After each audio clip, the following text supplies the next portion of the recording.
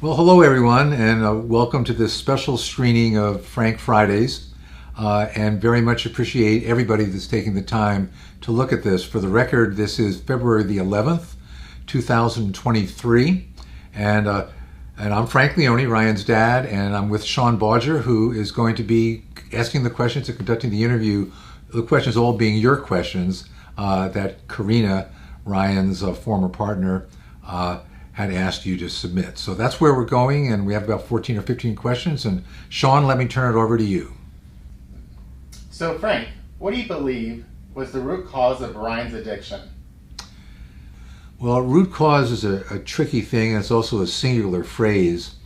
And I'm a healthcare professional, not a provider, but have a master's of public health from UCLA, and I've always been very interested in healthcare. And when you're in the public health arena, you see most healthcare issues as being multifaceted, and I believe addiction is like the epitome of a multifaceted disease. So there's a lot of different things. One is just genetic predisposition, that we know statistically that certain people are predisposed because of their genetic background to have an addiction problem. And you go way back a couple generations in Ryan's family, there's some addiction, so that certainly makes sense. The whole notion of dual diagnosis is extremely important as well, that an awful lot of drug addicts, or addicts of any sort, I guess, are also dealing with significant mental health challenges. In Ryan's case, he was diagnosed as bipolar. He was dealing with that, and that, in fact, I think propelled him into his first experiments with drugs, that he was having some depression issues as early as 14, 15 years old, and drugs made him feel better, so hey, why not? So that's the second thing. And the third thing is the culture. Who you're around, who you're exposed to at your most vulnerable age. And Ryan played football his freshman year at Santa Barbara High, and that summer they started practice during the summer. So Ryan got to meet a lot of the older kids, and Ryan was always pretty self-confident and pretty socially comfortable. So he basically got in with older kids that were going to parties, and there was alcohol and there was drugs, and he was totally naive and jumped into some things very early on, and then it just grew from there. So the bottom line is that the answer is the root of the cause is multifaceted, and three of the leading causes are genetic predisposition and dual diagnosis and the culture in which somebody's exposed. Les asks, is there anything that you would do differently in raising Ryan? Well, I don't think there's a parent in the world, or there ever will be a parent in the world, that will ever look back at their parenting and give themselves a perfect grade. It just goes with the territory. You're constantly making decisions, constantly doing things, and you're going to make some mistakes along the way. So rule number one is don't get discouraged or think you're a bad parent because you've made mistakes. Diane and I think, were extremely good parents to Ryan, but we made a ton of mistakes still. It just goes with the territory. If I had to think of specific things, I would think of number one is consistency. That Ryan once said to me, and Ryan and I had a great relationship. He was so totally honest with me about everything, and we would really have good conversations about things. And he once said, "Dad, it's the craziest thing. I do some small thing and you make a big deal of it. I do something really bad and you don't make a big deal of it." And I guess there was a lot of truth in that. I didn't learn to pick my battles well enough or whatever. So that's part of it. And then maybe I was just too much of a friend. It's just my personality. I'm not a disciplinarian. I'm too loving. It's hard for me to be that way.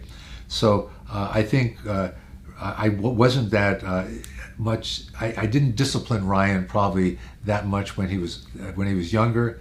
And looking back now, I probably should have found a way to be more strict in the way I raised him. And Monty asks, how are you doing emotionally with what's going on with Diane and the sudden passing of Ryan? Well, let me just define what's going on with Diane as well. Wonderful, wonderful human being. April 1st will be 46 years since we met. The only person I've been married to, and I'm the only person she's been married to, and our 43rd wedding anniversary is coming up. Extraordinarily wonderful person.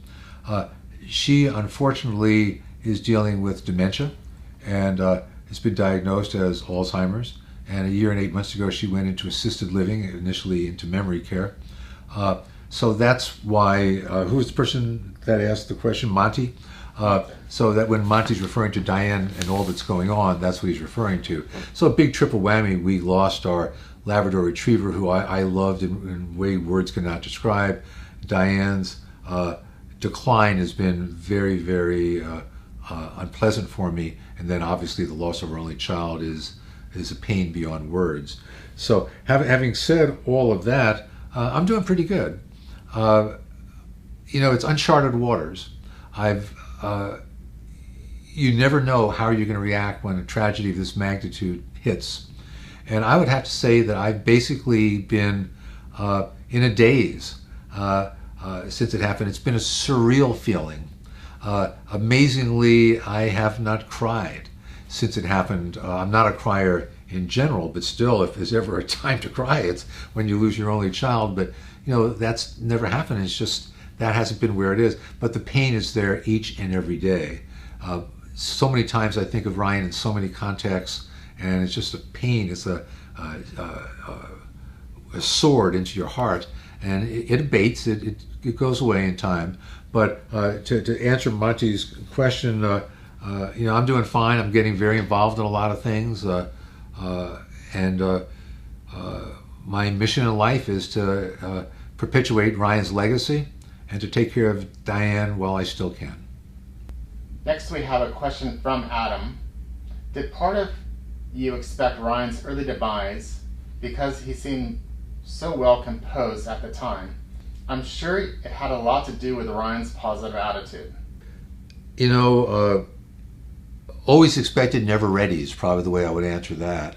I mean, you know enough that that young people die not just from overdoses, but from things that are related in one way or another to drug use.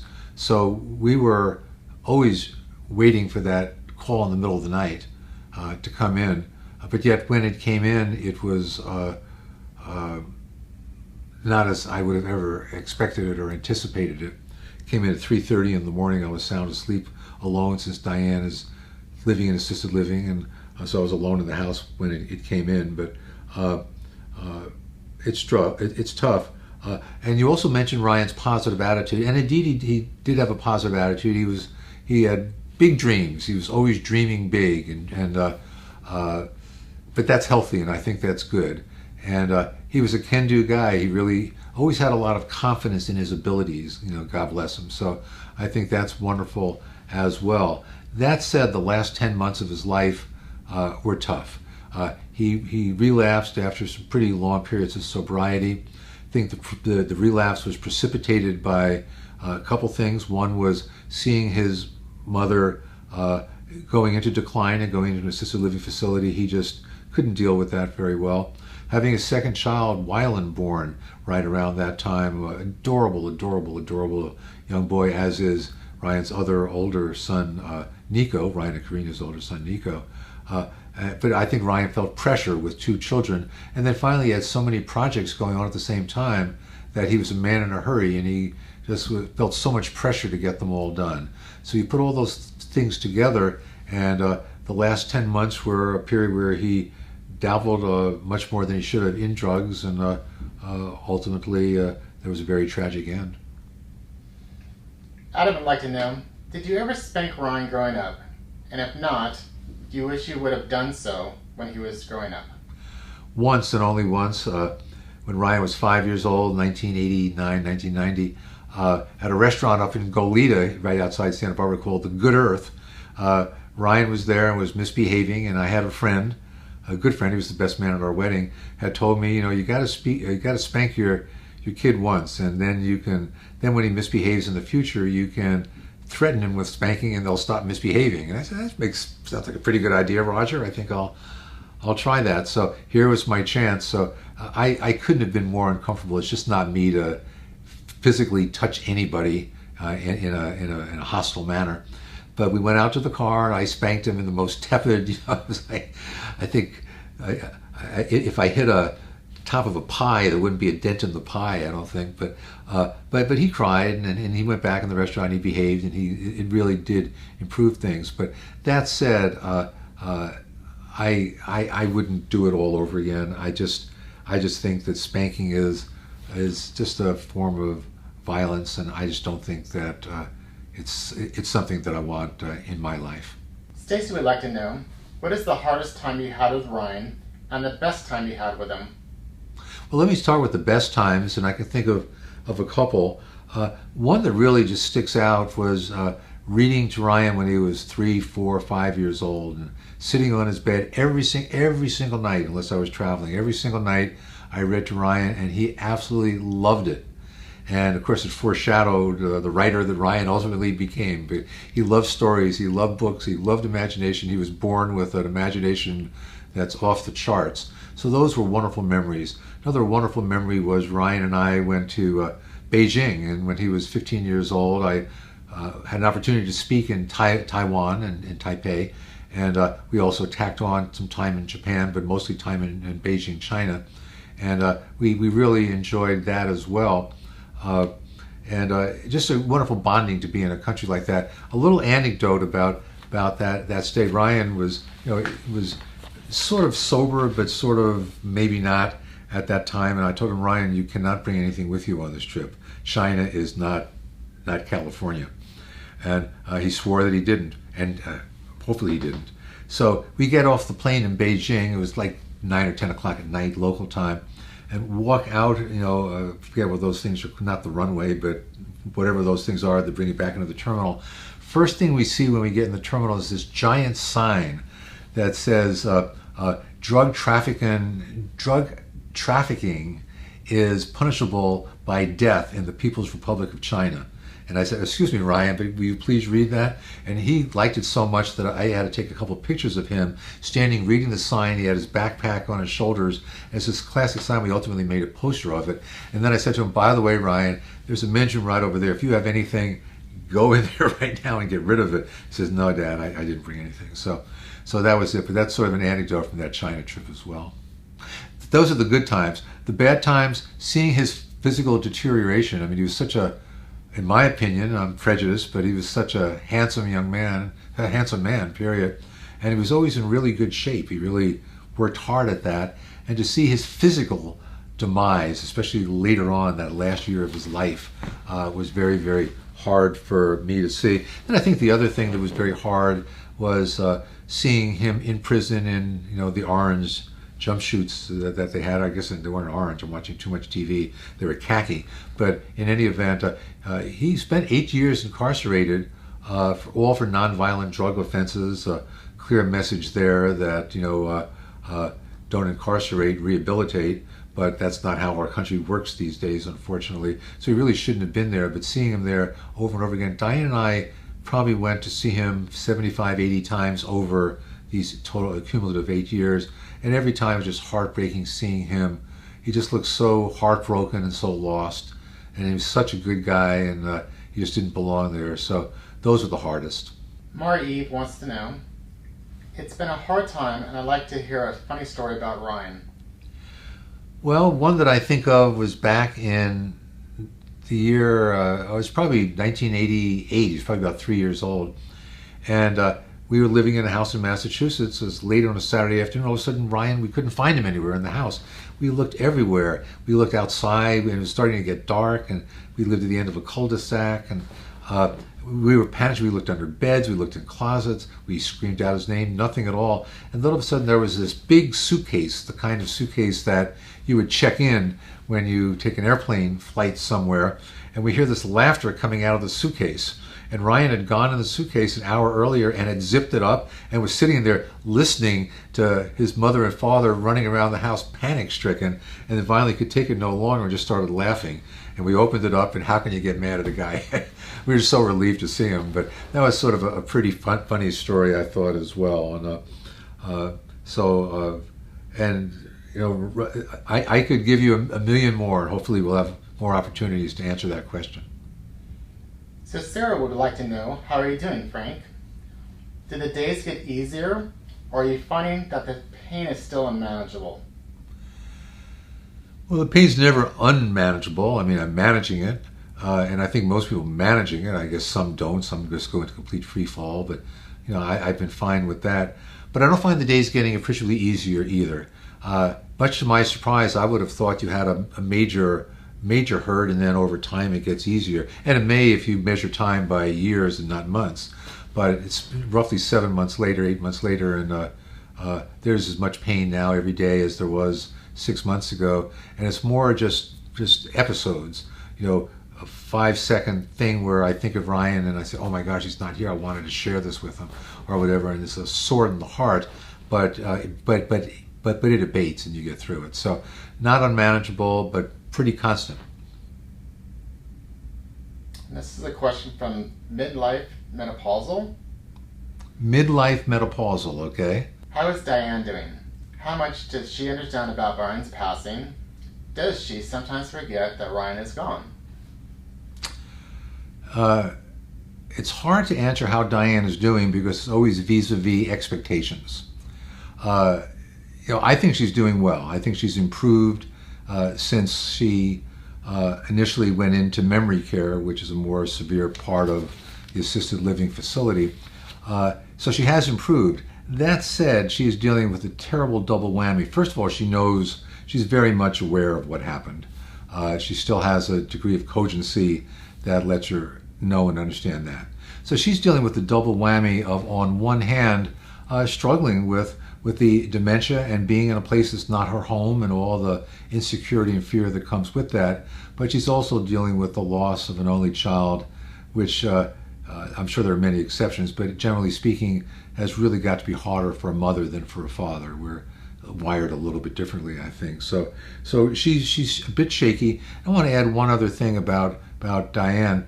I found out at 3:30 in the morning, and I knew that I had to go down. I wasn't going to go to the hospital. I was going to go down to Northridge, about an hour and a half from our home, so that we could be with Karina, because I felt that she really needed us to be there with her. And I needed to pick up Diane, but our facility didn't open until 8 in the morning, so I had this 4.5-hour wedge of time before I could see Diane. And I called all of her siblings. There was a family wedding that weekend, so they were all together. Woke a lot of them up at 5 a.m. to let them know what happened. And then I drove down, which is on the way to the hospital, but to the house where Ryan and Karina were living. And the two worst moments of my life were 4 hours apart. The first moment was when I got the news that Ryan had passed away. But the second one, equally as traumatic to me, was having to go and walk up to her, and she knew something was wrong the second she saw me, and just grab her, and I brought her back into her room so that we'd have a little privacy. And I basically hugged her and told her that Ryan passed away last night, and she had a terrible reaction to it, and as one might expect, just screaming, "No, no, no, no, my baby, my baby, my baby." So very, very hard on Diane, but yet, God bless her, to her credit, she bounced back quickly and was there to support Karina along with me, and Karina was very strong as well for the remainder of that very critical day last July 2nd. Sarah R. asks, I know that Ryan talked about starting a nonprofit to distribute Narcan. Did he ever think of a program to help people into treatment? Okay, two different questions there. The first about Ryan's nonprofit. It was a foundation. He had started it in the months preceding his passing. He had a small board of 2 or 3 other people, largely wonderful people that were in long-term recovery from opioids. And when he passed away, it was a whole different situation. I jumped on the board right away. I felt that we wanted to really make this happen, and that my name being associated with the board as Secretary Treasurer would give it, reasonable authenticity.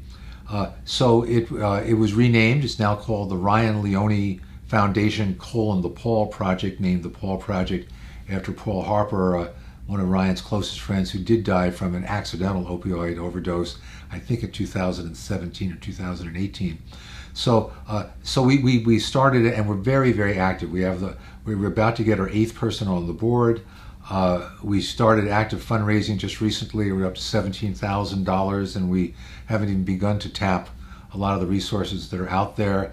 We're part of the Santa Barbara County Opioid Safety Coalition, which is all the other entities in Santa Barbara County that works to get Narcan in the hands of those who need it the most. And we're really doing a lot of good things. And one thing I would encourage everybody to do, I hadn't planned this, but it just dawned on me now, is please take a look at the website. It's Ryan Leone Foundation, easy to remember those three words, .org, O-R-G.org. Please do take a look at that to see what we're doing, and any help at all with the fundraising is critical as well. One thing we have learned is that rough math tells us that for every 12 doses that reach the community, one results in a opioid overdose reversal.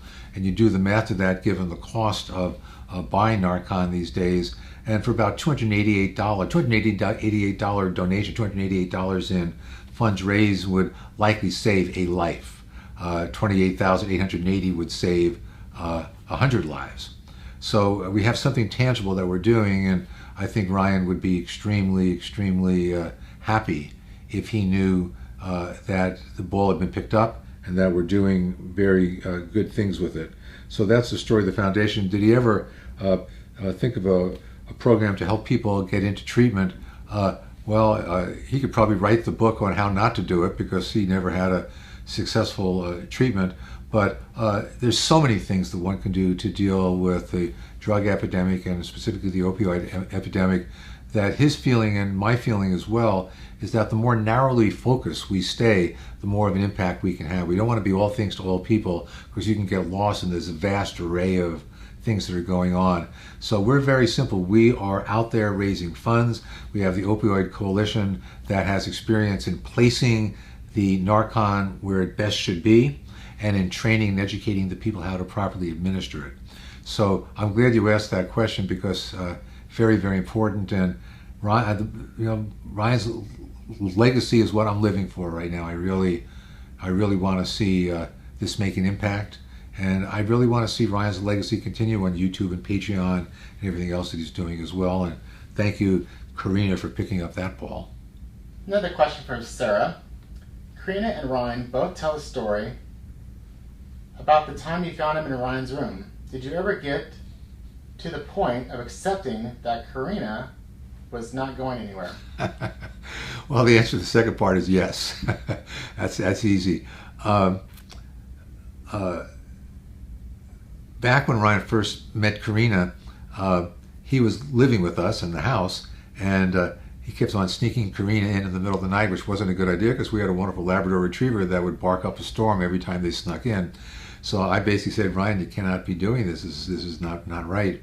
And one time they were there, and I knew they were there, and I basically knocked on the door and opened the door and went when I didn't see anything inappropriate. But that's what they were talking about. But the most important thing, and I don't know if they ever shared this piece of it, but I was right in the middle of my sort of complaining, and then I looked at Karina and I said, and you know, there's something really, really funny, Karina. I said, I really like you. You know, I don't know you that well, but I really like you. I think you're an honest person, a good person, a fair person. And so I always liked Karina, and do to this very day. Any stories about it was, well, it happened then, but it wasn't as bad as it might sound. Sarah asks, what do you think of Karina now, since she's the mother of your grandchildren? Well, I sort of answered that in the last response. You know, I think she's great. I'm very, very, first of all, she's a phenomenal mother, an absolutely phenomenal mother, just a natural born mother. And, you know, Ryan's gone. We have the two grandchildren, and I'm very, very, very relieved that they're in good hands, and they are with Karina. So that's important. But I like her, and like I said, she's very, the first word that comes to mind when I think of Karina is she's fair. F-A-I-R, fair. All right. Tani asks, what is going on with the various projects that Ryan was working on when he passed? Well, good old Ryan, he certainly had enough irons in the fire. But the good news is he has some great, great colleagues out there. Seth Ferrante is just a giant of a man. He's the documentarian that's doing some other things. Ryan Romnerace is a great friend that served time with Ryan in Wisconsin and is just really flourishing now that he's out. And there's so many other Jim Ools and Tony O'Neill and Joe Clifford. The list goes on. He has a lot of good people out there that are there to help make sure that his projects reach completion, and most of them were very close. That was typical Ryan.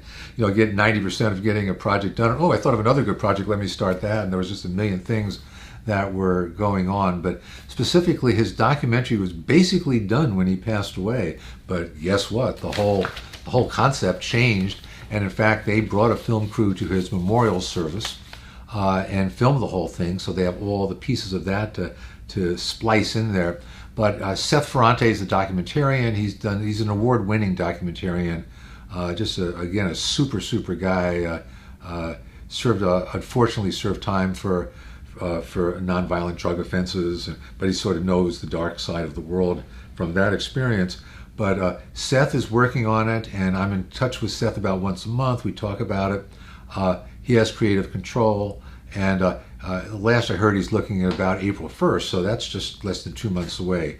So April 1st, by the time different things happen, it might be months after that, but it is coming to completion. Ryan's second novel, highly anticipated second novel, called Anti-Heroes, was essentially done. I edited it myself. I'm a writer and was able to edit it, and boy, it certainly looks good. I thought it was a lot more impactful than Wasting Talent, his first book.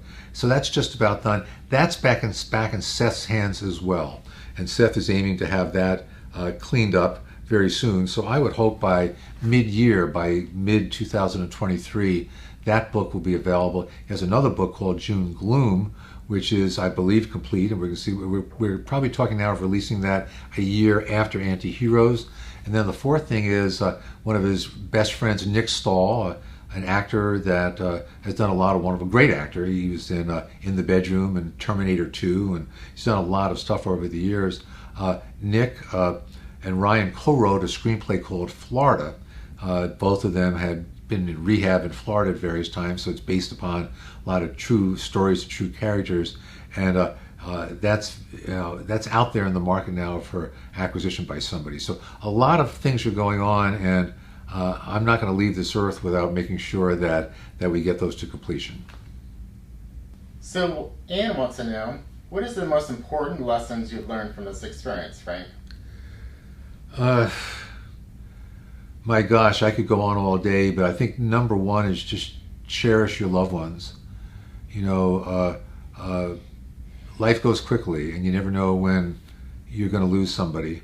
So really cherish them. The other thing is love life, for God's sakes. We only go around once. I'm 78 years old now. Thank God I'm in phenomenal health.